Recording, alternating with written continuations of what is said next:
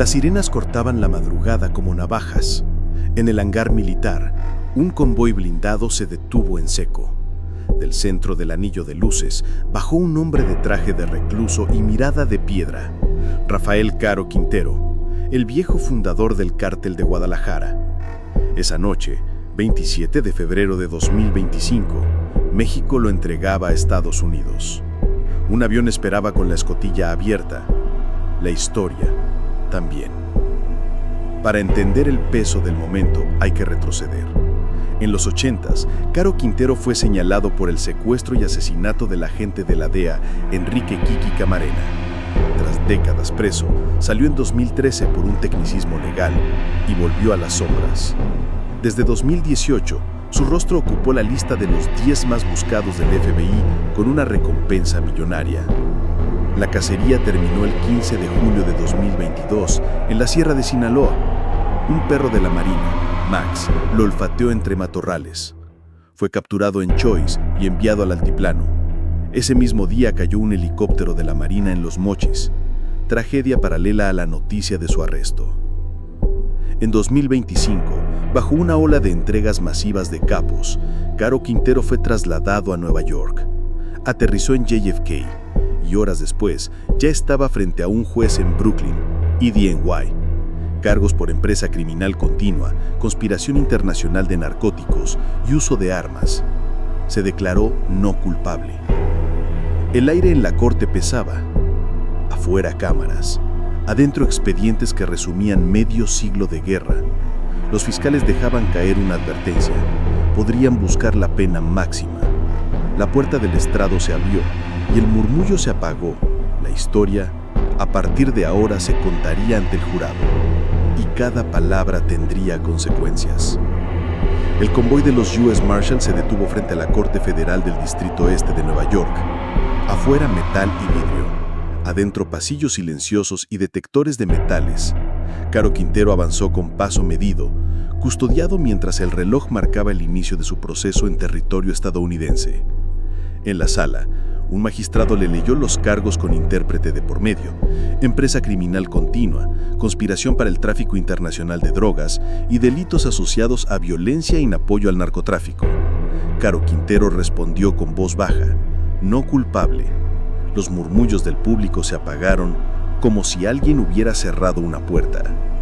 La fiscalía pidió detención sin fianza, riesgo de fuga extremo, conexiones históricas, antecedentes de violencia. La defensa alegó edad y salud, pero el argumento no alcanzó. El magistrado ordenó que permaneciera bajo custodia federal mientras avanza el caso. Los fiscales delimitaron el campo de juego, jurisdicción en Brooklyn, por las rutas que abastecieron cocaína a Estados Unidos durante los años de auge del Cártel de Guadalajara y por la conspiración que cruzó fronteras. El expediente promete décadas de papeles, incautaciones, testigos cooperantes y cables históricos entre agencias. Antes de levantar la sesión, el juez fijó el calendario preliminar, próximos escritos, intercambio de evidencia y audiencias de estatus. Afuera, las cámaras buscaban una imagen. Adentro, los nombres del pasado regresaban. Agentes, exsocios, viejos rivales. El caso Camarena. Pruebas, nombres y fechas. El 7 de febrero de 1985, el agente de la DEA, Enrique Kiki Camarena, desapareció tras salir de la Embajada de Estados Unidos en Guadalajara. Su secuestro encendió una alarma internacional. La muerte de un agente era, para las agencias, un punto sin retorno. La investigación se llamó Operación Leyenda. Agencias mexicanas y la DEA intercambiaron inteligencia, testigos y pruebas forenses. Documentos, declaraciones de informantes y seguimientos telefónicos fueron ensamblando una trama que apuntaba a los líderes del Cártel de Guadalajara. En varias propiedades vinculadas al cártel, incluido el rancho conocido como El Búfalo, se encontraron indicios que asociaban a miembros del cártel con el secuestro. Las pruebas materiales alimentaron los casos que, años después, serían piezas clave en los procesos judiciales. Nombres que hoy suenan en expedientes internacionales, operadores, capos, intermediarios, fueron citados por testigos cooperantes. Juicios en México y procesos en Estados Unidos trazaron una red que conectaba el asesinato de Camarena con una logística transnacional de drogas. Entre los señalados, Rafael Caro Quintero emergió como figura central. Arrestado en 1985 y condenado en México por su participación en la época, su figura quedó grabada en la memoria pública y en los expedientes que años después Estados Unidos volvería a reclamar. Esa historia de acusaciones y sentencias es la que alimenta el juicio que ahora se reanuda en Brooklyn. Tras la muerte de Camarena, Estados Unidos desplegó la Operación Leyenda, la investigación más extensa en la historia de la DEA. Decenas de agentes fueron enviados a México con un objetivo claro: encontrar a los responsables y llevarlos a juicio. El caso generó tensiones diplomáticas. Washington exigía resultados inmediatos, mientras México enfrentaba presiones internas. Cada nombre señalado se volvía un punto de fricción entre gobiernos. Testigos claves, entre ellos exmiembros del cártel y colaboradores, comenzaron a rendir declaraciones. Sus relatos describían casas de seguridad, interrogatorios y la cadena de mando detrás del crimen. Los expedientes mencionaban a figuras centrales: Miguel Ángel Félix Gallardo, Ernesto Fonseca Carrillo y Rafael Caro Quintero. Para los fiscales estadounidenses, el secuestro y asesinato de Camarena no fue un acto aislado, sino un crimen organizado al más alto nivel. El eco del caso marcó un antes y un después. La DEA nunca volvió a operar igual en México, y Caro Quintero quedó como el enemigo número uno de la agencia. Décadas más tarde, ese mismo expediente resurgiría como el eje de su extradición. Durante casi una década, Caro Quintero se movió entre sombras y rumores. Para muchos era una leyenda viva. Tras años de intentos fallidos y pistas frustradas, las agencias intensificaron la búsqueda hasta convertirla en una prioridad internacional. La cacería culminó el 15 de julio de 2022. La Secretaría de Marina lo localizó en San Simón, municipio de Choix, Sinaloa. Según la versión oficial, fue un perro adiestrado llamado Max el que lo detectó entre los matorrales. Horas después de anunciada la captura, un Black Hawk de la Marina se desplomó en Los Mochis, provocando la muerte de varios marinos. La tragedia quedó ligada a la operación en titulares y generó preguntas sobre logística y riesgos de la cacería. Tras la detención, Caro Quintero fue trasladado a un penal de máxima seguridad, Altiplano, mientras las autoridades mexicanas y estadounidenses coordinaban solicitudes de análisis para una posible extradición por delitos cometidos en ambos países. La captura reactivó procesos diplomáticos. Washington pidió colaboración y recordó cargos históricos, incluido el asesinato del agente Quintero. México aseguró la cooperación y subrayó la complejidad del operativo que terminó con el arresto. Los ecos de ese día marcaron la ruta que acabaría en la extradición. La noticia explotó en titulares. México envió a Estados Unidos a Rafael Caro Quintero, junto con otros 28 presos solicitados por la justicia estadounidense. Una acción que Washington recibió como una entrega masiva de capos. Esto ocurrió el 27 de febrero de 2025, en un operativo que las autoridades describieron como excepcional. En Washington, el Departamento de Justicia y la DEA celebraron la acción.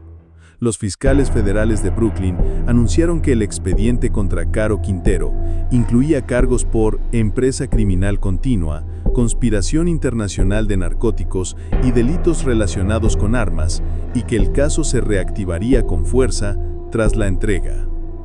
La prensa recordó la captura original en julio de 2022, cuando la Marina Mexicana detuvo a Caro Quintero en Choix, Sinaloa. Informaron que un perro K9 llamado Max jugó un papel decisivo y que ese mismo operativo estuvo marcado por el accidente del helicóptero de la Marina en Los Mochis. Esos hechos reaparecieron como piezas clave del relato público. En la esfera diplomática, analistas y exfiscales advirtieron que la entrega masiva podría abrir la puerta a procesamientos más amplios, incluso por hechos históricos como el asesinato del agente Camarena, si México no impuso restricciones formales al traslado. La maniobra política y sus posibles condiciones se convirtieron en tema de debate. En Brooklyn, el juez y los fiscales comenzaron a confeccionar el calendario procesal: asignación de abogados, órdenes de detención, solicitudes de pruebas y posible estrategia para llamar a testigos y cooperantes. Se abrió así un capítulo que combina historia criminal, política y diplomacia, y que promete audiencias donde los ecos de los 80 volverán a sonar. Los fiscales comenzaron a ensamblar el caso como si armaran un rompecabezas. Expedientes antiguos, registros financieros, incautaciones y órdenes de escucha. La idea central era demostrar que no se trataba de actos aislados, sino de una empresa criminal continua, con siglos de conexión entre jugadores y rutas. Parte de la estrategia pasaba por llamar a testigos colaboradores, antiguos operadores, intermediarios y funcionarios que aceptaron pactos a cambio de inmunidad o penas reducidas. Sus declaraciones, si eran creíbles, podían trazar los hilos que van desde la logística del transporte hasta órdenes de mando. La Fiscalía buscó además reforzar la narrativa con evidencia técnica: llamadas interceptadas, registros bancarios, transferencias internacionales y análisis forense de comunicaciones.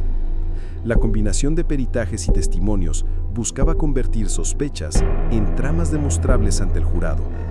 Las oficinas del fiscal coordinaron con agencias internacionales, DEA, Europol, autoridades mexicanas, para solicitar pruebas, copias de expedientes y asistencia legal. La cooperación internacional no era solo logística, era la columna que permitiría presentar hechos cometidos fuera del territorio estadounidense.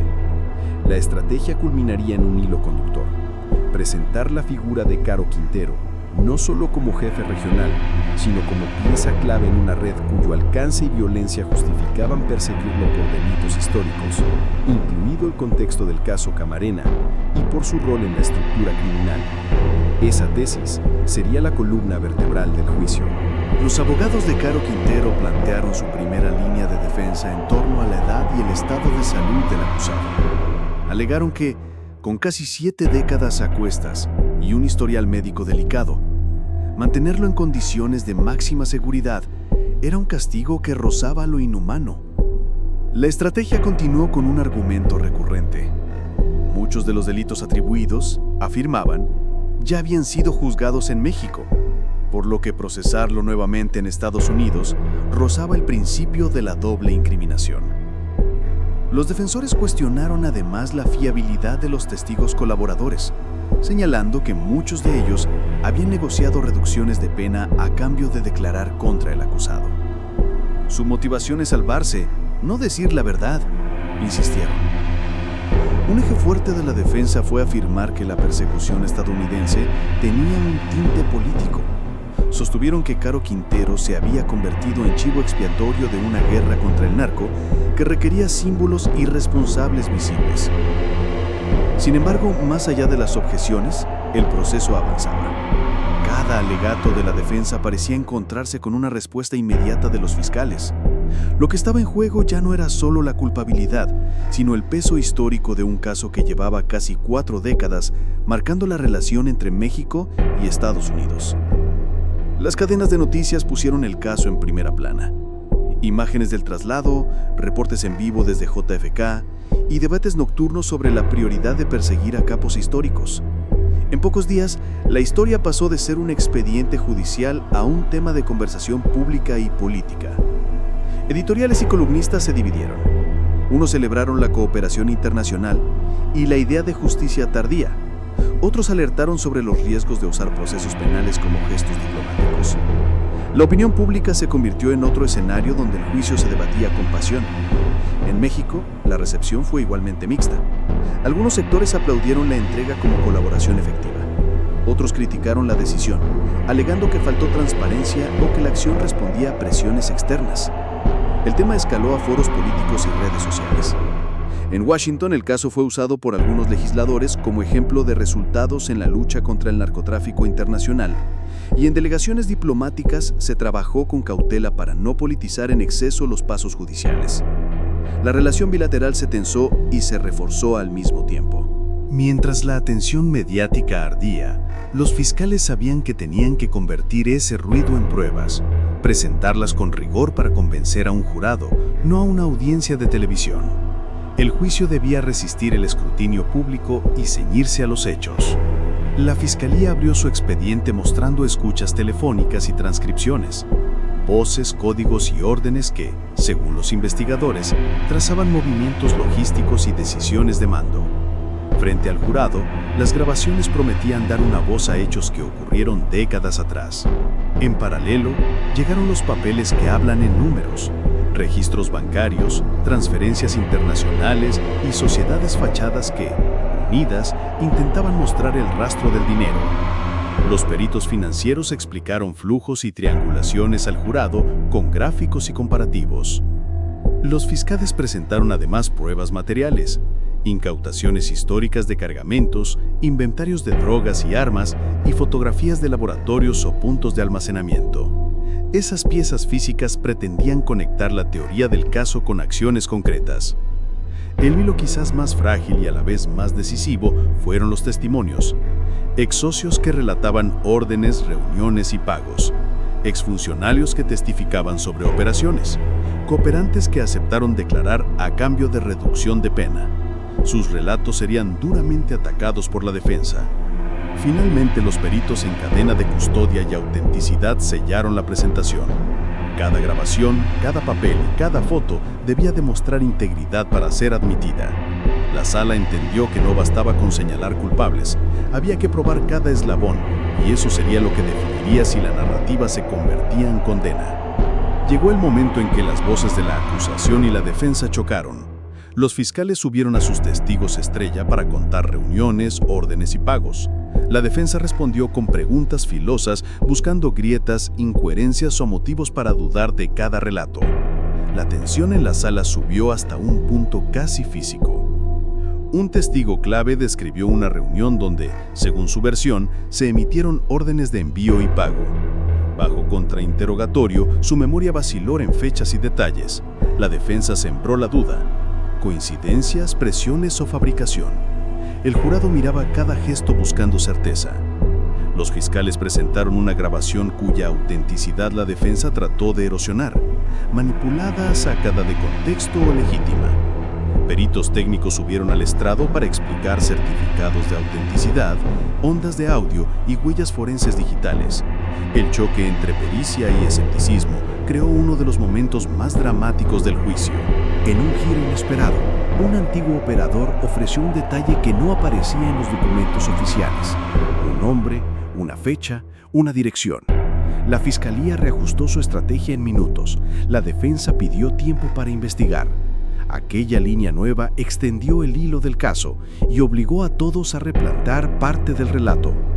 Las últimas jornadas fueron una sucesión de preguntas que buscaron determinantes: coincidencia o cadena lógica, testimonio con interés o memoria fiable.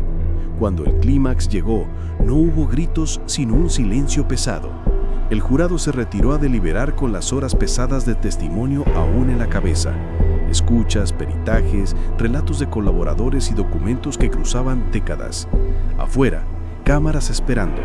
Adentro, 12 personas discutiendo la diferencia entre sospecha razonable y certeza. Horas más tarde, la Corte comunicó que el jurado había alcanzado una decisión sobre algunos cargos, pero seguía dividido en otros. El magistrado ordenó procedimientos adicionales y fijó fechas para resolver las cuestiones pendientes. La pluralidad del veredicto parcial encendió debates sobre la complejidad del caso. La reacción mediática fue inmediata: editoriales que celebraban la acción de la justicia, columnas que pedían prudencia y analistas que señalaban que los procesos complejos como este suelen prolongarse años.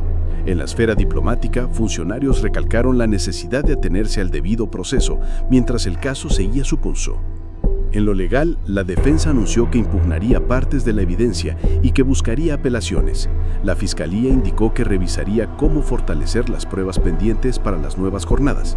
Mientras tanto, la prensa recuperó el archivo histórico y la figura de Caro Quintero volvió a ser debatida en términos de su legado criminal y las heridas que dejó. La corte cerró por esa sesión, pero la historia no había terminado. Entre papeles, testimonios y audiencias futuras se estaba trazando el epílogo de una era. Para muchos, el proceso representó algo más que una sentencia. Fue la puesta en escena de la memoria colectiva sobre violencia, impunidad y justicia. Y al final, cuando las luces se apagaron en Brooklyn, quedó la sensación de que la última palabra aún no había llegado, solo otro capítulo en una historia que tardó décadas en escribirse.